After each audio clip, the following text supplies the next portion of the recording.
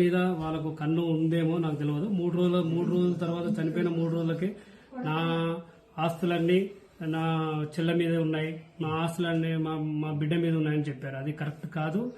అంతది తప్పుతూ పట్టేయడానికి, మీడియాని పోలీసు వాళ్ళు తప్పుతూ పట్టేయడానికి. వాళ్ళ ఆస్తులు ఏమి లేవు ఈమె పేరు మీద. ఎవరైనా గానీ తన ఆస్తులు తన మీద పెట్టుకుంటే తన ఆస్తులు బిడ్డ పేరు మీద పెట్టారు. మా ఆస్తులే ఆయన రియల్ ఎస్టేట్ చేసేది. రియల్ ఎస్టేట్ చేసి మేము ఇచ్చిన డబ్బులతో రియల్ ఎస్టేట్ చేసేది. అప్పుడు మా వైఫ్ డబ్బులు ఇచ్చింది కాబట్టి మా వైఫ్ ఆమె పేరు చేసుకోవాలనుకుంటది కానీ అతని పేరు మీద చేయాలనుకోదు. ఎందుకంటే అతని మీద నమ్మకం లేదు మా వైఫ్. ఇన్ని రోజులు ఇప్పుడు 18 ఏళ్ళు ఆయన రియల్ ఎస్టేట్ అంటాడు. ఆయన రియల్ ఎస్టేట్ ఏం చేయలేదు, ఇట్లా కూర్చొని పడుకొని ఉంటాడు. ఏదైనా రియల్ ఎస్టేట్ చేయాలనుకుంటే అలా చెల్లకి చెప్తాడు, ఈడ ఒక 40 లక్షలు ఉంది ఈఎంఐ అని. 40 లక్షలు ఇచ్చిన తర్వాత ఆ డాక్యుమెంట్ అన్ని మా భార్య దగ్గరకు వస్తాయి, సిగ్నేచర్ పెడుతుంది. ఓన్లీ రిజిస్ట్రేషన్ టైంకే వెళ్ళి రిజిస్ట్రేషన్ చేసుకొని వస్తుంది. ఇవన్నీ వాళ్ళు చెప్పినని రాంగు. మీరు పర్సనల్ గా ఎంక్వైరీ చేయండి, దాంట్లో నిజాలు తెలపండి. చనిపోయిన రోజు మా అత్తయ్య 3 గంటల సేపు ఇక్కడ ఉండి ఇంట్లో ఉన్న 1.5 కేజీ గోల్డ్, 1,40,00,000 డబ్బులు, మళ్ళీ విలువైన వస్తువులు తీసుకుని వెళ్ళింది. అది గోల్డ్ గిట్ట వాళ్ళ ఫ్రెండ్ కూతురు రేఖతోటి పంపించింది. ఆ రేఖ గిట్ట నేను ఫోన్ చేశాను. ఫోన్ చేస్తే అవునన్నా నాతోటి ఓ డబ్బా పంపించింది. అలా డబ్బులు ఎన్ని ఉన్నాయి, గోల్డ్ ఎంత ఉందో నేను చూడలేదు, లాకేష్ ఉంది. నాకు నమ్మకం ఏంటంటే ఆ 3 గంటల సేపు ఏం జరిగింది ఇక్కడ. ఆ 3 గంటలు మా వైఫ్ ఏదైనా సూసైడ్ నోట్ రాసి పెట్టిందా, ఇంకేమైనా రాసిందా, అది నాకు తెలియదు. ఎందుకు వాళ్ళు 3 గంటల సేపు ఇక్కడ చదవవలసి వచ్చింది. ఇంకోటి మా వైఫ్ బెడ్రూమ్ లో ఒక కాలిపోయిన కాగితాలు కనిపించాయి.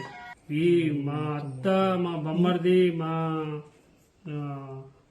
వాళ్ళ వైఫ్ వాళ్ళేనా, ఇంకెవరన్నా బయట వాళ్ళ వ్యక్తులు ఉన్నారా అది తెలుసుకోవాలని ఉంది. ఖచ్చితంగా వాళ్ళ చావు కారణం ఎవరైనా గానీ కఠినంగా శిక్షించండి. మేడిపల్లి పిఎస్ లో నేను కంప్లైంట్ చేశాను. మా అత్తయ్య పుష్పలత, మా బొమ్మర్ది చిరంజీవి, మా బొమ్మర్ది పరిణం భార్య లక్ష్మి, ఈ ముగ్గురు మీద మేడిపల్లి పిఎస్ లో కంప్లైంట్ చేశాను. మంచిగా స్పందించారు సారు. ఖచ్చితంగా న్యాయం జరుగుతుందని అనుకుంటున్నాను.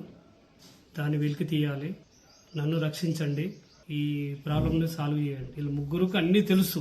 వీళ్ళను గట్టిగా విచారిస్తే మాత్రమే తెలుస్తాయి, ఇంకెవరికి తెలియదు.